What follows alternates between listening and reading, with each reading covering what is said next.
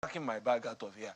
I'm going to a state where they are waiting for me. So you knew the states that were going to flip. You knew the states that were not ready to flip. You knew the states that have historically not voted for you. Why are you wasting your time there? And you know the states where they like you. So your problem there is get out the votes. We call it GOTV. Get out the votes. So we concentrated on the GOTV states. And it turned out to be exactly what we predicted would happen. But the flip side of that is that, would you say that your candidate was not loved in Lagos? Your candidate lost in his home? Yes, you see, again, in some cases, you get blindsided. So you were blindsided in Lagos? We were blindsided in Lagos because the opposition turned out their voters there, and you also saw that a party that had been competitive for 24 years, the Umbrella Party, suddenly disappeared. It showed that their support base has shifted. So Labour Party just disappeared. Labour Party's victory in Lagos surprised the APC. Yeah, it blindsided us without a doubt. They thought that the Labour Party has posited that they won Lagos by more than the margin in which they won, but that the votes were not exactly the true picture of things. Well, that is a matter that has been submitted, I believe, to the tribunal, and I'm not going to make any comment at all about matters in dispute here. I'm not going to even try. But the point to make is to make the acknowledgement that they turned out their voters, and in the subsequent gubernatorial election, you saw that we turned out our voters, and people didn't turn out to vote. That's highly disputed also. Well, because of the kind of violence and I know what happened in my polling unit in the presidential election, and the alleged intimidation of voters that came up by a smaller margin, and the margin was larger in the gubernatorial election. And my polling unit was one of the most covered polling units in terms of press corps and press presence, and not one iota of violence was recorded in my polling unit. Well, you know that there were a lot of violence in Lagos.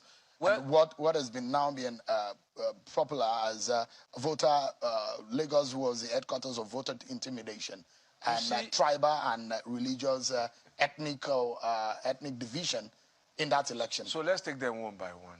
In terms of violence, unfortunately, one incident of violence in any election in my country does not cover us in glory. One, wherever it may be. But that said, when you look at the incidents of violence, the number of polling units that were disrupted, they pale into insignificance compared to what you have seen in elections in the past. This was the incident. This was the election that had the least reported incidents of violence. And this is data. It's not me expressing my opinion. Because that's one. I'm not privy to what the data you're talking about. No, we have the data. You see, I headed the election planning and monitoring directorate. So it's not only this election's results. We are the last directorate to shut down because we are going to report to the party what happened, the collation of all the work that all directorates did. We've written our report as we did in 2019. Our report was titled 49 in 2019. This year's report is titled Delivering the Win. So the report is ready. So it's data-based. So I'm coming here just to tell you data what happened.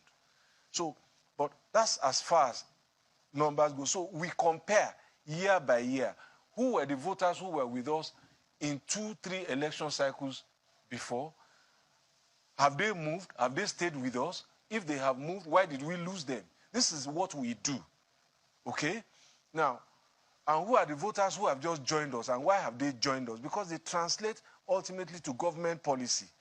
So people might be surprised, but there are a lot of people. I tell people that people who drive across our roads, for example, experience the difference in those roads. They will vote for us. They are the construction companies and their workers, the vendors, the subcontractors, the people impacted by Buhari's agri program, the people impacted by a digital economy program, where broadband costs have dropped significantly over the last, compared to 10 years ago. They will vote for us. There are people we haven't reached. They may not vote for us. But in the totality, you will see what has happened. Right. Now, let me go to ethnic and all of this. You see, there is a gaining currency of identity politics globally. And nobody should start trying to hide behind a finger. There's identity politics now all over the world. So people vote and are impacted in making a choice by so many items of stimulus. And it may be my identity, it may be my faith, it may be how you cut your hair, it may be how you wear your tie, it may be how you speak. So many things influence the voter. So you can't wish those things away.